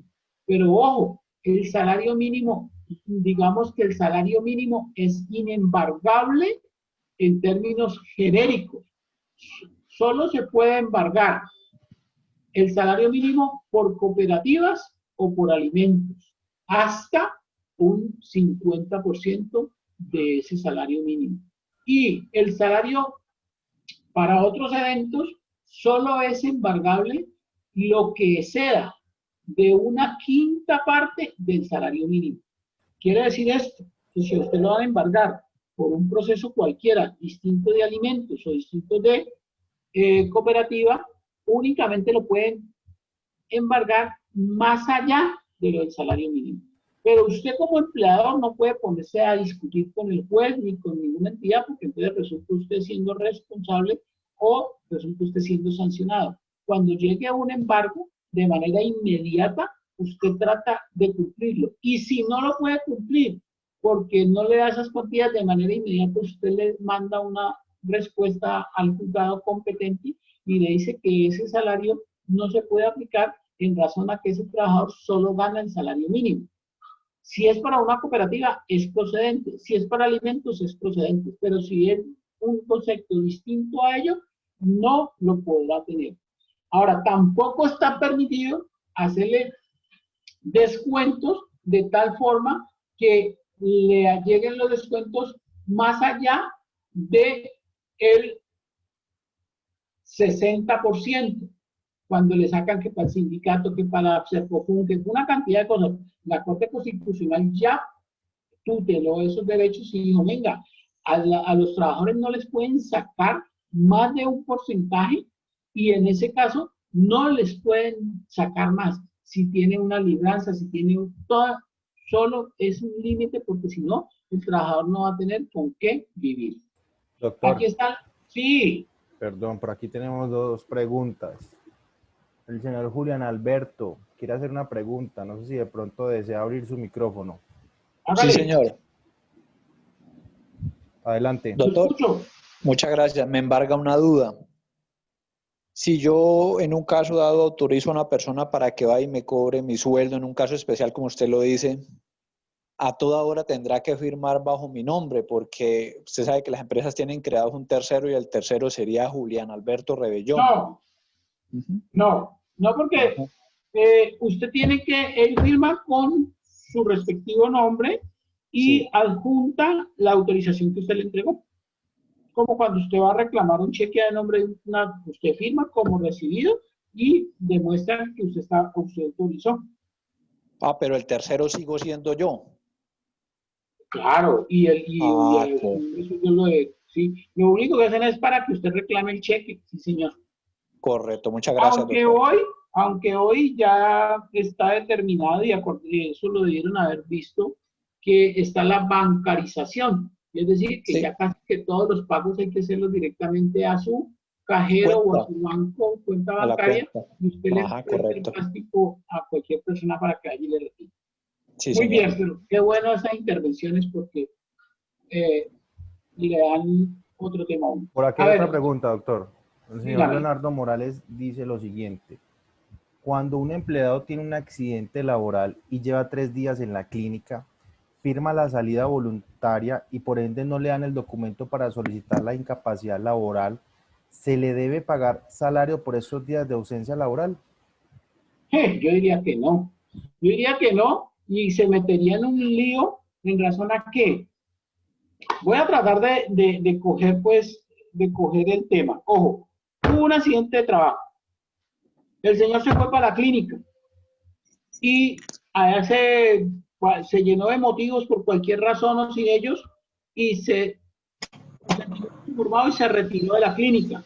La clínica como tal no le va a dar la incapacidad. El empleador paga la incapacidad o la diferencia. Como no tiene incapacidad, el tipo, ¿con qué le va a pagar? ¿Sí?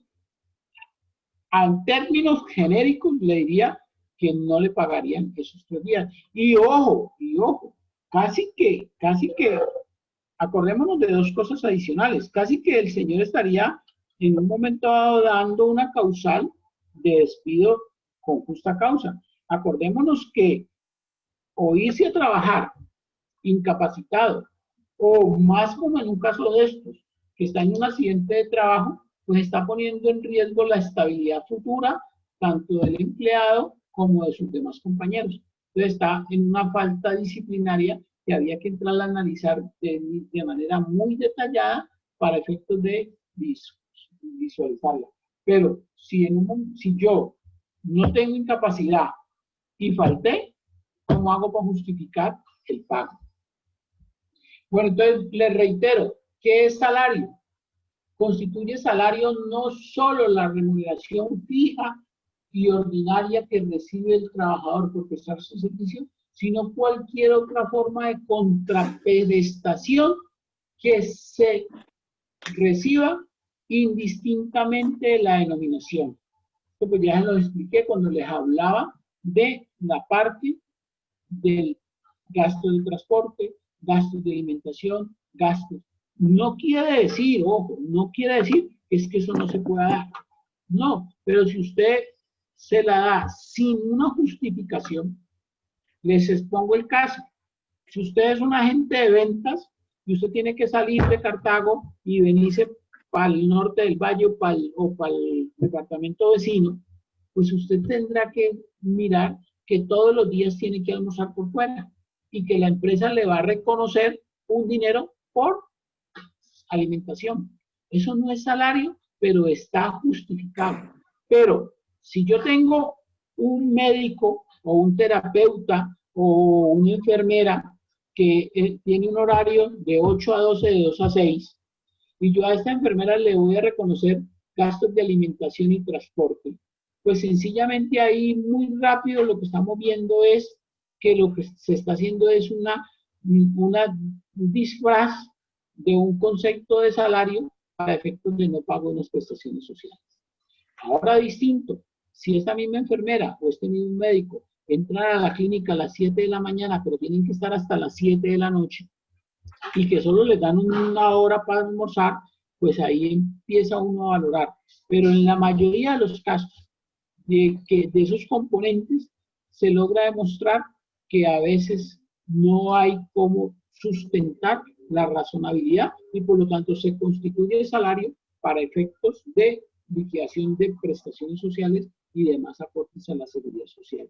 Lo que quiero mostrarle es que las cosas hay que tratar de hacerlas lo más real posible y dejar justificación. Eso viene a este tema. No constituye salario las sumas que ocasionalmente y por mera liberalidad del empleador recibe el trabajador, como son primas, bonificaciones y cualquier cosa que le entreguen, siempre y cuando se cumplan estas condiciones, por mera liberalidad, de manera ocasional. Y en todos los casos debe quedar allí escrito que entre empleado y empleador se fijó esta situación sin que eso constituya salario. Uno de los casos pues que yo he venido conociendo y que siempre lo repito, es lo que hacía o lo que hace el anterior alcalde de la ciudad de Cali, el señor Hermitage, que eventualmente cada 6 meses le da parte de sus utilidades a sus trabajadores a título de liberalidad.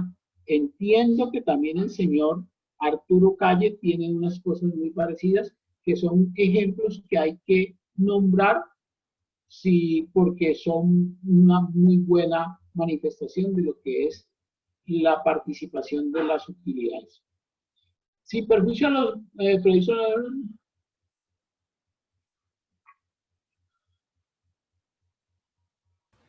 Doctor, por aquí hay otra pregunta. Dígame. ¿Sí? Sí, bueno, no sé cuál es el nombre de la persona porque no lo configuró. Sets Latinoamérica dice, buenas noches, tengo una pregunta. Si una corporación contrata a una profesional por 6 meses para ejecutar un proyecto, pero al mes la entidad descubre que la persona contratada no es la indicada para las funciones asignadas y no se puede dejar en la entidad, ¿qué se sugiere para terminar el contrato? Grave error. Grave error. A ver, trato de entender. Hay un contrato a término fijo de 6 meses. Entonces, ojo, contrato a término fijo de 6 meses. ¿Cuánto es el periodo de prueba? De acuerdo con lo que vimos. Una quinta parte, 6 dividido en 5, da 1.2. Entonces, está dentro del mes. Se puede dar por terminado el contrato de trabajo en periodo de prueba. Listo. Segundo, se le pasó el periodo de prueba y encontramos de que me parece que dice no tiene el perfil. Pues mire, ahí solo quedan 2 cosas. Primero, detectar cuál es la falta que hay. Entonces, la pregunta es muy interesante, pero muy cortica. Voy a tratarla de construir, complementarla con lo que estoy entendiendo. Si me equivoco, pues usted le pone su alimento. Entonces, yo necesito un ingeniero mecánico para hacer un proyecto de una obra hidráulica. Y resulta que yo contrato al ingeniero y me doy cuenta que no lleno el perfil. ¿De quién es la culpa? ¿Del ingeniero o mía? Que fui el que cometí el error en la inducción. Ahora, que el señor me dijo que sabía volar y reparaba aviones en el aire y ya no es, entonces lo llamo y le digo, venga señor, nosotros tenemos un contrato de esto y esto, aquí están estas situaciones y por lo tanto hago un proceso administrativo para terminar el contrato con justa causa. Pero si yo no logro demostrar la justa causa, desafortunadamente me toca dar por terminado el contrato de trabajo y habrá una indemnización. Y como estamos en un contrato de trabajo a término fijo, la indemnización sería por el periodo faltante. Esto me hace recordar un tema que se los expongo a ustedes porque fue real. Todos los temas que expongo son reales, por eso les mando las jurisprudencias que he leído. En un municipio muy cerquita a la ciudad de Buga, algún día cambiaron el alcalde y cuando llega el alcalde, como dice, cada uno llega con sus amigos. Y entonces, al llegar el nuevo alcalde, empezó a ver cómo tenía para traer a sus amigos y cómo desvincular a los que no eran tan amigos de él. Y entonces empezaron a revisar todas las hojas de vida y todos los contratos. Y entonces por allá se encontraron que 18 de esas personas, la alcaldía no había solicitado a la oficina a la Oficina Nacional del Empleo del Servicio Civil, al Consejo Superior del Civil, se me olvidó esa frase, algún trámite. Y entonces de inmediato sacaron los 18 personas porque él no habían cumplido con un permiso que tenía la Comisión del Servicio Civil. 18 personas.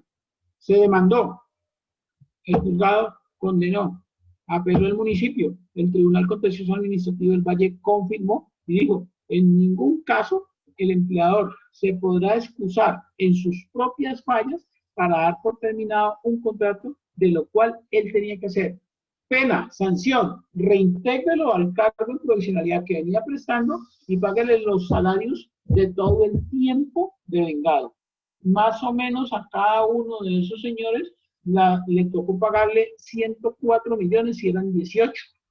Entonces ahí les pongo ese ejemplito con lo que le estoy demostrando a la persona. Si usted se equivocó en un proceso de inducción, tiene el periodo de prueba. Recuerde, el periodo de prueba no puede ser de 2 meses, nunca puede, pero tampoco puede ser de 1/5 parte del contrato. Si es un contrato de 6 meses, usted divide 6 en 5, eso le da 1.2 meses, es decir, como 1 mes y 5 días. Si usted lo hace dentro de ese mes, no tiene ningún problema. Si lo hace después de eso, le tiene que pagar la indemnización o terminar el contrato con una justa causa. No sé si quedó entendido.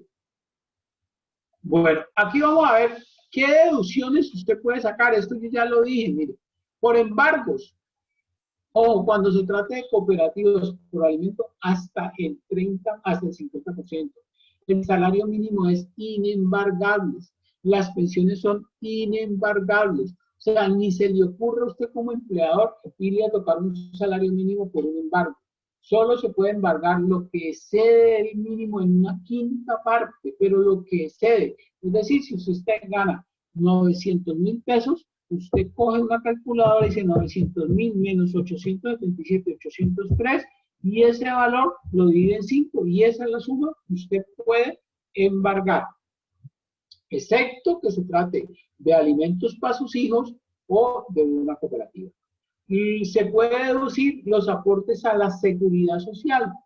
El 4% para salud, el correspondiente para pensión. Recuerde que los ARL son todos del empleador, y cuando usted gana, como Juan David, que gana más de 4 salarios mínimos, pues tiene que hacer un aporte voluntario al Fondo de Solidaridad. Puede deducirse los aportes que se haga por cooperativas o por sindicatos, pero previa autorización, previa a la firma de una libranza o de una autorización para descuento. Únicamente se puede tocar el salario, únicamente se puede tocar el salario para efectos de sanciones o multas cuando haya un debido proceso y haya terminado en el debido proceso. Recuerde, como lo vamos a ver más adelante, que cuando el empleador comete alguna de estas alguna falla, le da la oportunidad para que el trabajador presente una renuncia motivada o un despido indirecto atribuible a causa del empleador, y se generará el respectiva indemnización por despido que explicaremos más adelante. También, desde ya hay que decirlo, cuando se empieza a hacer lo que se llama acoso laboral, decreto 10.005, se me escapó el número en su momentico, ahora se los traigo, y se demuestra que ha habido acoso, la persona podrá, si lo demuestra, renunciar con causas atribuibles al empleador. La retención en la fuente, por ser un tributo, un cobro anticipado del tributo, está autorizada para descontar de la suma de salario. ¿Alguna pregunta hasta este punto? ¿No? No, no, señor, no Entonces hay vamos a entrar preguntas. a la jornada de trabajo. ¿No? Yo sí quiero preguntar algo. Sí. Cuando uno tiene un contrato de prestación de servicios con una entidad pública, ¿cuánto es lo que se debe sacar de retención en la fuente? ¿Es en base a lo que se pague cada quincena o es un único para cualquier sueldo que se... Acordémonos que aquí estamos en una clase que se llama laboral. Ustedes ya vieron tributaria, pero voy a tratar de acordarme. Mire, cuando usted presta los servicios, no solamente una entidad pública, sino una entidad privada, a usted le harán retención en la fuente por honorarios, si se trata de un servicio profesional calificado. Y cuando digo calificado, no tiene que ser que haya ido a la universidad, sino que es un servicio altamente profesional, porque pues yo no le llevaría mi computador o mi reloj a una persona que no fuera calificado, haya o no haya ido a la universidad. Entonces le harán una retención a fuente del 10% o del 11% dependiendo la naturaleza.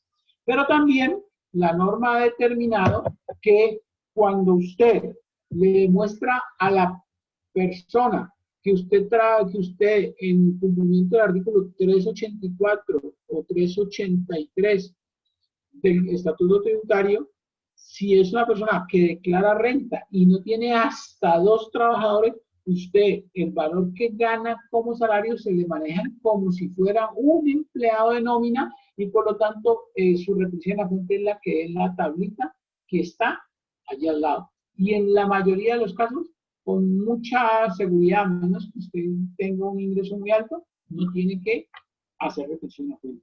Lo que sucede también es que el estatuto tributario faculta al pagador o al agente retenedor, como se debe decir correctamente, para que a discrecionalidad haga la retención que más fácil le quede a él.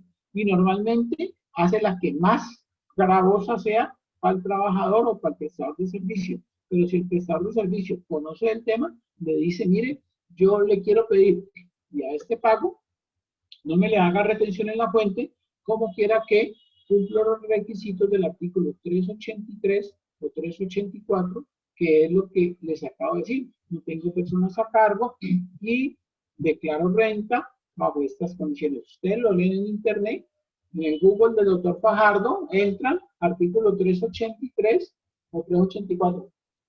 Perdón un minuto, por favor. Bueno, entonces,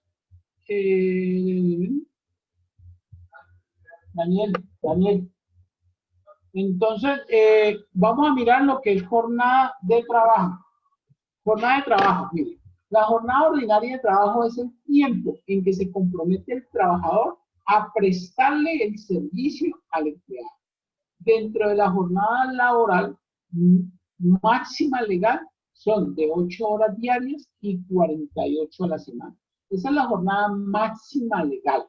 Y esa jornada máxima legal tiene algunas excepciones o tiene permitido hacer algunas linces a esta norma. Es decir, cuando muchas veces se trabaja una hora adicional para no ir a trabajar el sábado todo el día. Porque la normatividad consagra que usted debe trabajar 48 horas a la semana o 8 horas diarias. Y cuando dice 8 horas diarias, significa que cuentan el sábado como día entero. Entonces lo que usted hace es que en muchos de los 5 días anteriores usted incluye una hora adicional para no trabajar el sábado. ¿Quién no está obligado a cumplir esa jornada máxima legal? Los menores de edad. Los menores de edad entre estos rangos, además de que tienen que tener permiso de sus padres o acudientes para prestar el servicio, no pueden exceder de las horas que estamos indicando aquí, porque en todo caso estas personas tienen que ir a estudiar y en ninguno de los casos podrán hacer jornadas nocturnas.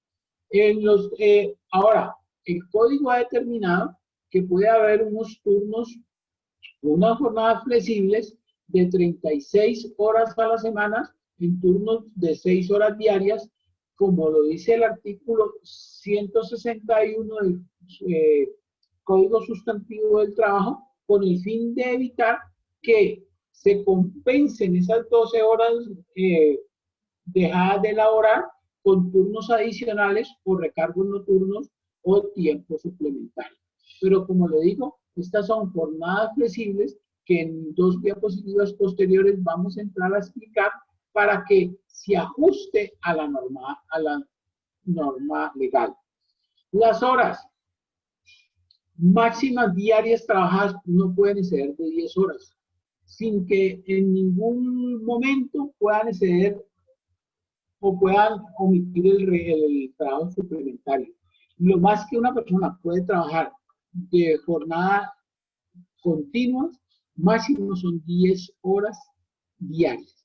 Esto en razón a los turnos. Ustedes muchas veces ven en turnos de vigilantes que trabajan de 6 a 6, pero ¿por qué trabajan de 6 a 6? Porque les dan unos intervalos de tiempo de descanso para almorzar o para tomar el desayuno. Y entonces lo que les estaba diciendo ahora aquí, cuando se pactan turnos semanales que no superen las 36 horas, caso en el cual no hay lugar a pago de recargo nocturno, por no cumplir la máxima legal de las 48. Entonces, cuando usted ve que va a tener siempre unos turnos, o cuando usted, dentro de la normalidad, necesariamente tiene que tener 3 turnos y tiene personal rotante, lo que usted puede es hacer, unificar los salarios para efectos de no tener que hacer cada mes una liquidación adicional. Pero eso no quiere decir que usted no esté pagando los recargos nocturnos, los festivos y los domingos o las horas extras, sino que usted dice, como siempre tengo que tener un turno de 6 a 2 de la tarde, de 2 a 10 y de a 6 de la mañana, y siempre se están rotando. Entonces lo que voy a hacer con ustedes 3 es que a los 3 les voy a pagar un salario básico, fijo, normal, que es el salario básico más el factor prestacional, para no tener cada mes que estarle haciendo liquidaciones que a veces se vuelven muy engorrosas. Entonces, como siempre van a trabajar lo mismo, entonces usted le hace una especie de salario unificado.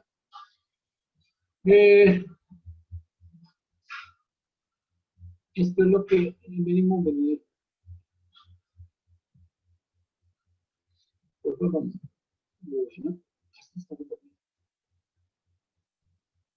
Acordémonos que, entonces, de acuerdo con todas estas situaciones, estamos diciendo, y el trabajo es ordinario o extraordinario. Y el trabajo es ordinario cuando se hace dentro de la jornada normal. Y es extraordinario cuando se hace más allá de la jornada normal. Y que también nosotros lo llamamos como trabajo extra o trabajo suplementario. Es decir, el que excede de la jornada legal. En ese tipo, entonces, hablamos de un horario ordinario o un contrato de trabajo ordinario diurno, un horario de trabajo ordinario nocturno, y hablamos de unas horas extras. Y el trabajo ordinario diurno es el que va entre las 6 de la mañana y las 9 de la noche. En esto ha habido pues muchísimas situaciones. Acordémonos que hasta hace unos años el trabajo diurno era hasta las 6 de la tarde. Vino un expresidente y excongresista y hoy en detención domiciliaria que dijo que eso era hasta las 10 de la noche, y después dijo que se había equivocado y que no era hasta las 10 de la noche, sino que el día va hasta las 9 de la noche. Entonces, horario diurno de 6 de la mañana a 9 de la noche.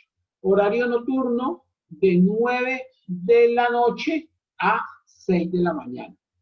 Y el horario extra es más allá de la jornada ordinaria.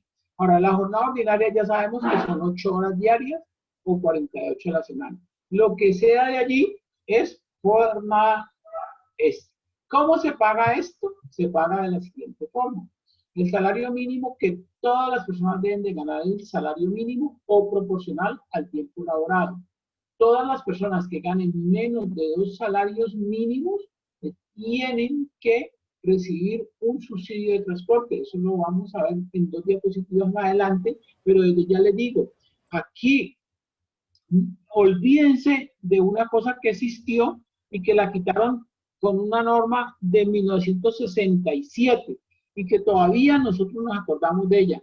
Entonces, siempre me preguntan, ¿es que si yo vivo más de 10 cuadras tengo derecho? No. Al subsidio de transporte se debe, perdóname, gracias, se debe pagar subsidio de transporte así usted viva enseguida de la oficina. Se debe pagar subsidio de transporte si usted viva al frente de la empresa. ¿Cuándo no se paga subsidio de transporte?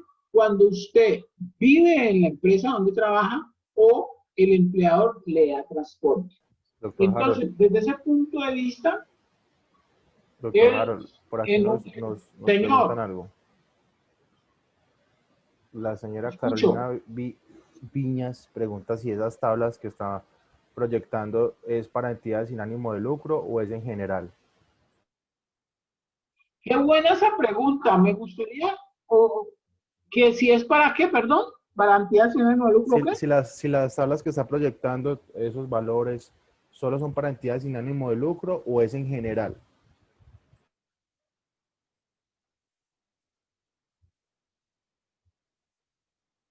Mire, es en general, es en general. Y esa pregunta que están haciendo ahí me daría a mí a pensar que como si que nosotros tuviéramos en la mente que las entidades sin ánimo de lucro pagarían una cosa y las entidades de otra naturaleza no. El código es uno solo y se aplica a todas las personas. El código, el salario mínimo es para todos los trabajadores indistintamente que estén con una entidad sin ánimo de lucro, indistintamente que estén con una entidad privada, indistintamente que estén con el Estado, indistintamente que estén con el que estén, a todo el mundo. Y eso es muy buena esa pregunta. ¿Por qué?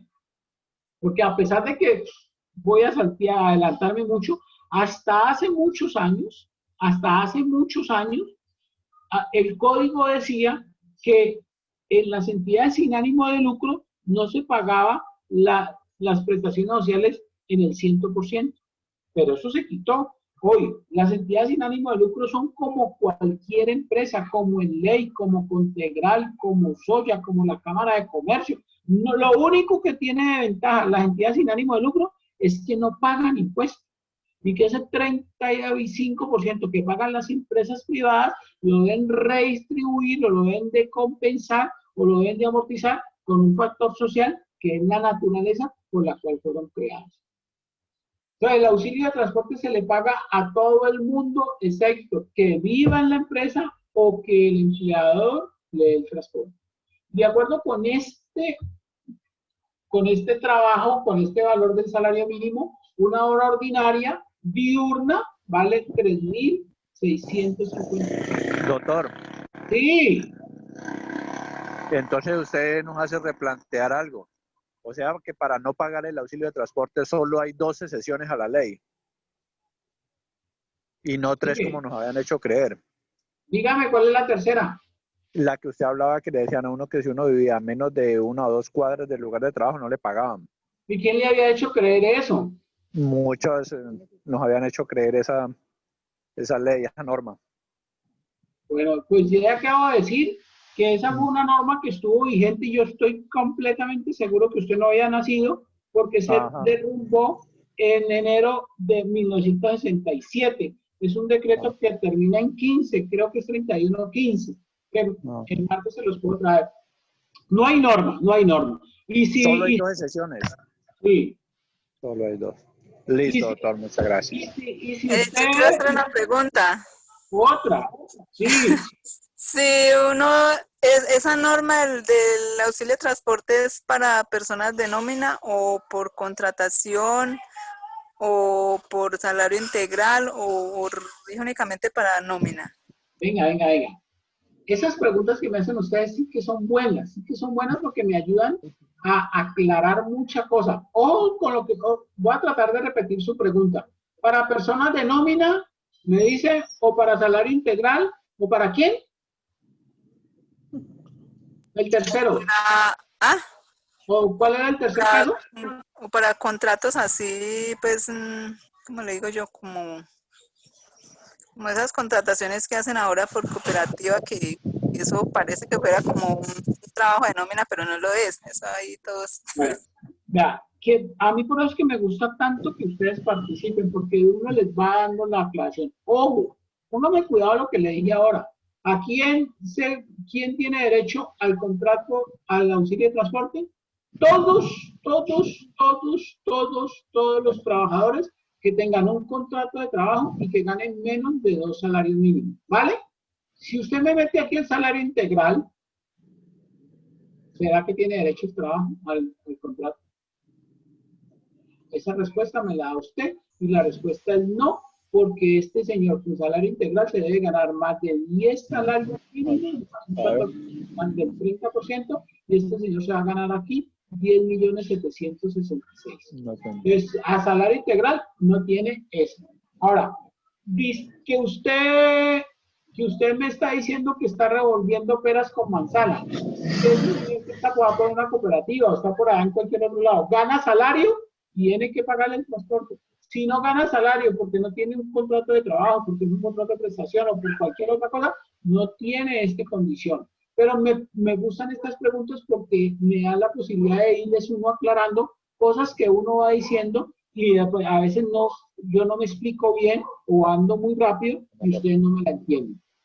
Entonces, con esta fundamentación, si alguien está por allá en internet, puede mirar y decir, norma que a quién se paga el subsidio de transporte. Y ahí abajito le sale, el subsidio de transporte le paga a todos los trabajadores indistintamente de la dirección, y esa norma fue en 1967, si no se las traigo el martes. Entonces, ojo, una hora básica vale 3.658. ¿Por qué les pongo esto aquí? Por dos cosas. Porque cuando usted ve que el trabajador toda la mañana no ha hecho y no chatear y chatear y chatear y chatear, y la secretaria tiene el teléfono aquí, el chateando aquí todo el día, ahí se está ganando 3.658 pesos que usted se lo está pagando injustificadamente. Es como los policías de carretera, que uno no sabía qué horas hacen los compañeros, porque siempre que uno ve un policía, está chateando. Y qué maluco que es cuando uno llega a una empresa y ve esta actitud, sea de gerente para arriba, sea de gerente para abajo. Las horas diurnas, horas extradiurnas. Perdón, doctor. Señor. Antes de continuar, aquí hay otra pregunta en el chat. La señora Viviana Medina pregunta si la representante legal de una fundación puede recibir salario ya que solo se dedica a ello. Venga, Viviana, eso no lo decimos nosotros, ni yo no lo puedo decir abiertamente. Eso se dice desde dos puntos de vista. Primero, de los estatutos de los estatutos de la entidad y de las funciones que haya. ¿Por qué? Porque yo le pongo muchos ejemplos que pueden existir. Colanta es una cooperativa, es una entidad sin ánimo de lucro. ¿Será que el representante legal de Colanta tiene un salario? Por supuesto, porque es un señor que trabaja, yo no sé si es un señor o una señora, pero trabaja todo el tiempo. Pero yo le pregunto, el comandante de los bomberos es una entidad sin ánimo de lucro. ¿Será que el comandante de los bomberos gana sueldo? Pues seguramente que no. En algunos cuerpos de bomberos gana, ¿por qué? Porque le tiene que cumplir un horario. Entonces la respuesta no es sí ni es no, sino que es de acuerdo con los estatutos y con la convención que tengan allí. Si la representante legal de una fundación o una entidad sin ánimo de lucro necesita y tiene que cumplir todo un reglamento, necesariamente tendrá que cumplir un horario, tendrá que tener un salario. Y en esto hay las sentencias que usted quiera.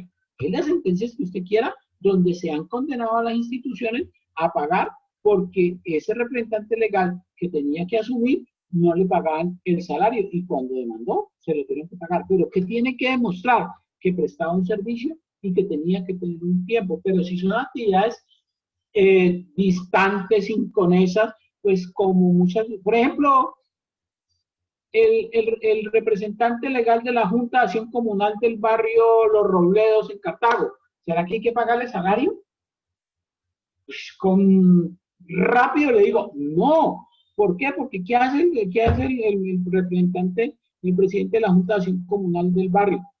pues seguramente estar muy pendiente si se fundió un bombillo, si se rompió una cosa, pero no va a estar permanente. Pero si yo le digo, el presidente de la Junta de Acueductos de Cartago, que es una fundación, una entidad sin ánimo de lucro, ¿será que tiene que tener? Seguramente que sí, porque ese señor tiene que estar muy pendiente de ese acueducto, estar muy pendiente que, mejor dicho, no le alcanza el día para hacer todas las funciones que tiene que hacer. Sí, bueno, entonces, el tiempo extradiurno se paga con un recargo del 25% sobre la hora. Y nocturno, el 75%. Esto ya es muy fácil y esto casi que yo no le dedico tiempo. ¿Por qué? Porque usted se entra a internet y hay unos simuladores de cálculo de tiempo extra y eso le hacen todas las liquidaciones, inclusive le pagan, le liquidan la cesantía, le liquidan la prima, le piden indemnización. Todo eso ya lo hacen los ingenieros del sistema. Yo se los cuento para que usted sepa cuánto le vale un trabajador en una hora extra diurna, en una extra nocturna, en un domingo, porque muchas veces las empresas todas las semanas pagan horas extras. Y entonces usted como gerente, usted como administrador, usted como miembro de junta directiva, usted puede llegar a una conclusión. Con estas horas extras, yo puedo conseguir un trabajador adicional, así sea por tiempo parcial, y yo me estoy ganando más de 1,000 pesos, más de 2,000 pesos, más de 3,000 pesos, si lo traigo a horario ordinario, indistintamente que yo tenga que pagar la seguridad social, que le tengo que dar la dotación, que le tengo que dar otro serie, pero cuando es de manera permanente, y esas horas extras son mucho más costosas que una hora ordinaria. Entonces aquí están el trabajo, cuánto vale un recargo por el simple hecho de trabajar de noche. Por el simple hecho se paga el 35%. Luego, si hay una actividad que no me es tan representativa, pues yo no la hago de noche, sino que la hago de día. A mí me causaba curiosidad en algún momento donde uno veía una estación de servicio que vendía gasolina todas las noches allí. Entonces yo le dije al dueño de esa bomba, vení, mostrame cuáles son tus ventas de 10 de la noche a 5 de la mañana. Y uno, la verdad, muy poquitos. ¿Y por qué tenés abierta esa bomba? No, porque me acostumbré, porque esto era de mi papá. Entonces el señor ya a las 10 de la noche cerró la bomba y la abre a las 6 de la mañana. ¿Cuánto se ganó? Un turno. ¿Cuánto representó eso? Una cantidad. Pero en otra bomba, de otro amigo me dijo, ve, ¿por qué tenés esa bomba? Y dijo, no, pues la verdad, el señor no vende absolutamente nada allí, pero me sirve de vigilante porque yo tengo que contratar un vigilante. Entonces, mire que en esto no hay una verdad absoluta ni no. Hay unas cosas que sí, hay otras que no. Porque usted tiene que abrir un almacén el domingo a las 8 de la mañana.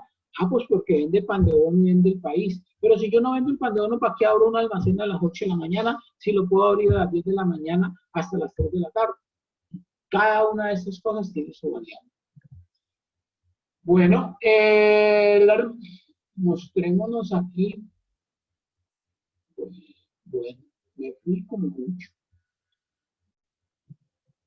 Aquí vamos a pasar a mirar terminación del contrato de trabajo. Mire, el contrato de trabajo, como cualquier contrato, como cualquiera, se termina por justa causa o por causas no justificadas. Eso es como el contrato, cualquier contrato. El contrato de matrimonio, el contrato de arrendamiento, el contrato el que usted quiera. Hay unas formas de terminarlos. O por justa causa o por causa injustificada. ¿Y cuáles son las justas causas para terminar el contrato de trabajo? Pues es la simple y la sana lógica. Unas causas son justas por parte del empleador, otras causas son justas por parte del trabajador. Las que invoca el trabajador son justas causas, ¿cuándo? Cuando se da la naturaleza. Entonces, el artículo de sentido del Código Sustantivo del Trabajo determina cuáles son las justas causas para dar por terminado el contrato de trabajo por parte del empleador y cuáles son las justas causas para darlo por terminado por parte del trabajador. Corresponden a situaciones que las partes en cualquier momento pueden encontrar sin que haya lugar, en todo caso, a pagar indemnización. mientras exista la justa causa para dar por terminado el contrato de trabajo.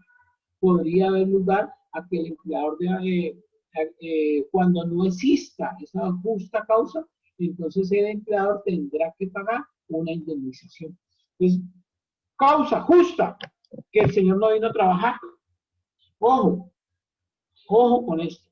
Pero no significa que ante una justa causa la persona va a hacer justicia con su propia mano y de una se va. No, hay que hacerle un debido proceso, hay que saber qué fue lo que pasó, porque muchas veces usted se puede equivocar o yo me puedo equivocar. Hoy no vino el trabajador, mañana tampoco, mañana tampoco. Entonces yo el martes, del próximo martes, le digo, se da por terminado por justa causa porque no vino ni jueves, ni viernes, ni lunes.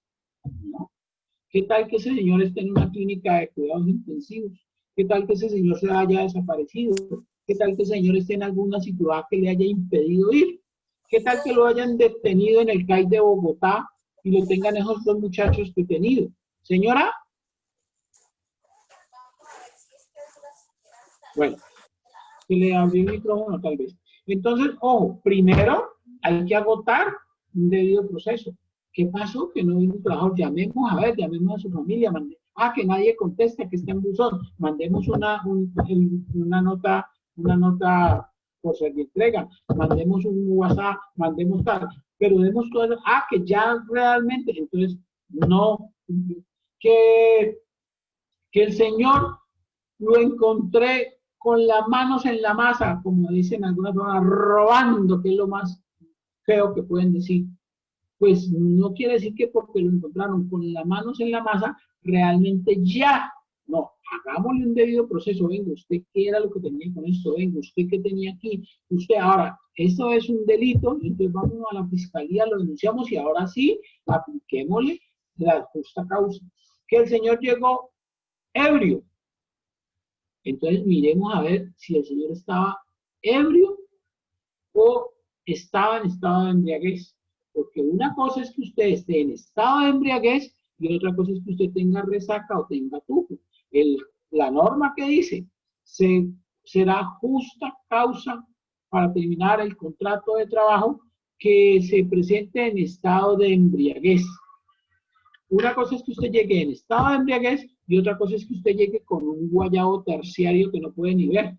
Pero una cosa es la embriaguez y otra cosa es esa resaca o ese polvoreado. Entonces, muchas veces uno tiene que entrar, es analizar, sí, porque cuando usted termina el contrato y se equivoca, tiene que pagar la indemnización.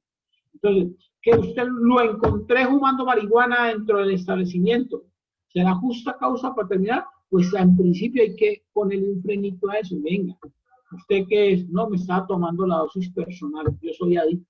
Así, tráigame la EPS. Mire, mi EPS está, entonces, señor, qué pena, no le puedo terminar su contrato de trabajo. Más bien le voy a dar permiso para que vaya a fumar la marihuana allá en el campo de fútbol y le doy 5 minutos para que vaya a tomar su dosis personal. Toda esa serie de cosas son las que hoy tenemos que analizar. Y no es que la norma diga que es que dice atentar contra el empleador o un miembro de su familia. Entonces el empleador le pegó un golpe el trabajador le pegó un golpe al empleador, al jefe. ¿Será que de una vez tengo que echar? Pues hay que analizar qué fue lo que pasó, cuáles fueron las situaciones de hecho, modo y lugar para llegar a... ¿Qué tal pues que de pronto es que el tipo se estaba defendiendo porque el otro lo atacó? En ningún caso esto es permitido, pero siempre tendrá que entrarlo a analizar. Entonces, así como hay justas causas para dar por terminado el contrato por parte del empleado, también hay justas causas para darlo por el trabajador. ¿Cuál es una justa causa para darlo por el trabajador? El trabajador no me paga cumplidamente. El trabajador no me da los implementos de aseo. El trabajador no me da los elementos de trabajo. Mire que no me ha pagado las prestaciones sociales de diciembre. Mire que una cantidad de situaciones que son o me maltrata o me grita o atenta contra mi buen nombre o atenta, una serie de situaciones que son justificadas y que ahí las encuentran en el artículo 62 del Código Sustantivo.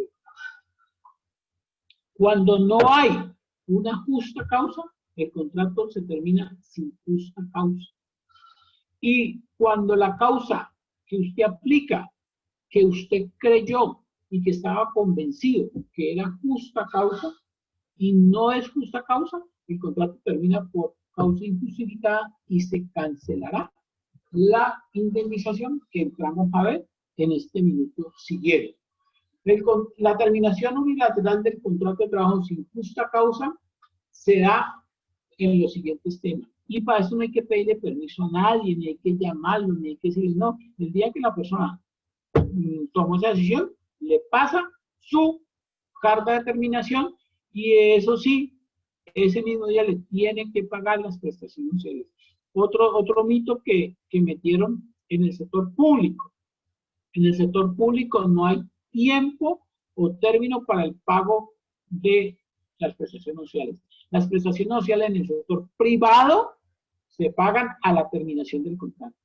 Y en el sector público si hay un protocolo que dice que dentro de los primeros 15 días el trabajador tiene que mandarle una carta al empleador para que le pague las prestaciones sociales y el empleador, o sea el Estado, le devuelve la respuesta en 45 días para hacerle la resolución y esa resolución cuando quede efectiva para pagarle. En todo caso, cuando no le paga en un término determinado, en un periodo determinado, a partir de ese día tendrá que entrarle a cobrar la sanción de demora que estaba aprobada en un decreto 797 de 1978 y se vino a reproducir en el con el decreto